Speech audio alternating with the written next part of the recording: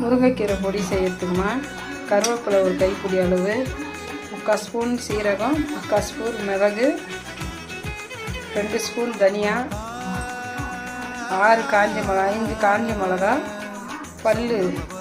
பூண்டு பல் தோல் உரிக்காத ஒரு 4-5 பல், கொஞ்சம் புளி, 2 கட்டி பெருங்காயம், எள்ளு 1 ஸ்பூன், 2 ஸ்பூன் கடலைப்பருப்பு, 2 ஸ்பூன் துவரம்பருப்பு, 2 ஸ்பூன் உளுத்தம்பருப்பு, முருங்கைக்கீரை பொடி பண்ணுறதுக்கு நல்லெண்ணெய்.